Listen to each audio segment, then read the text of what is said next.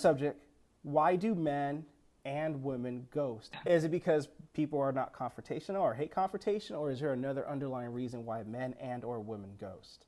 Yeah, I think there's a few reasons. I think that sadly it has become the norm. So it's not even looked at as if it is something bad.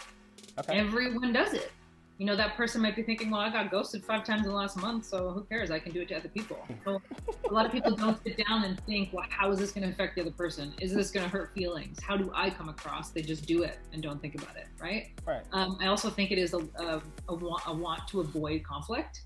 It's having a hard conversation with someone you don't necessarily know well. And when you don't know someone well, it seems less important to go there. So if it was like a best friend or a sibling, for instance, and you had something pretty heavy to talk about or something to address, you'd more likely, although it's a tough conversation, you'd go there because they're important to you. Right. That's your family, that's your best friend. When it's someone you haven't met or have only met once before, you don't feel that connection. You don't feel that need to do it. You still should, but it doesn't feel like a priority, right? And so it's the easier thing to do. It's the easier thing for people just to delete you off the app or to ignore you for the next week, because I can wipe my hands of it. I don't have to feel awkward. I don't have to feel guilty for turning you down. I don't have to start an argument. It is such a selfish way of handling it, to be honest, and I try not to.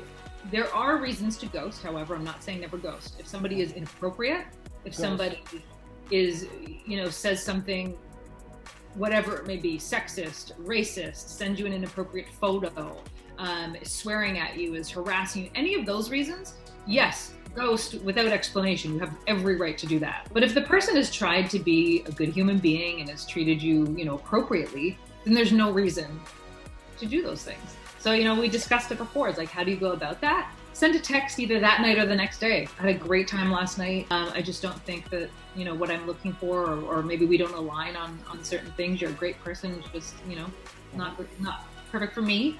Right. I wish you all the best in your dating thing, or, I know you're going to find someone great, wish you all the luck. Usually the response will be quite positive. Anytime that I have done that, usually the person says, yeah, that's tough. I was looking forward to date number 2, but I thank you for being honest and thanks for letting me know. Right. If not, you leave that person just sitting there wondering what the hell happened. Right. Especially when we talked about those flirty signals, often those things can happen, and which is why I never want to give you a for sure, like, oh, if she does this, that for sure means that I'm getting a second date, because that's never the case. Mm-hmm. Somebody can give us all the right signals, say all the right things, touch us. You can even have an amazing makeout session. You can have sex on the first date and still get ghosted. And sometimes we don't get answers, right? You never know what's going on in their life. Maybe they just weren't interested. Maybe the sex was horrible. Maybe the kiss was horrible. Maybe they've been talking to someone else online and they're just further along in that relationship. Maybe they realize that they don't want a relationship at all. There's so many other things that can happen on the other side. We don't know, and a lot of the time we don't get those answers, and sometimes we internalize that. Again, take it as a learning lesson. You might never get those answers. Okay. You can ask. If somebody ghosts you, you're more than welcome to send them a text and say, hey, I haven't heard back from you the last 2 weeks. I thought we had a great first date. Like, what happened? Sometimes you will get a response, and it will be a truthful response, and you'll learn something from it. And sometimes they're going to take the easier road, which is to say nothing, right? Right, that's true. But if you don't know what you don't ask. True. And then I've also seen some where a guy texts like, hey, or not hey, but text, now answer, and then later on, a day later, well, you're not texting me back? Well, you're so damn busy. What? Okay, really? Well, I just had another girl over here that I'm a date. How you like that?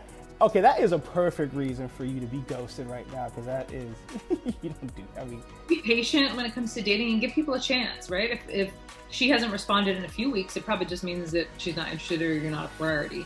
If it's been a couple of days, give it time, or you're welcome to then follow up.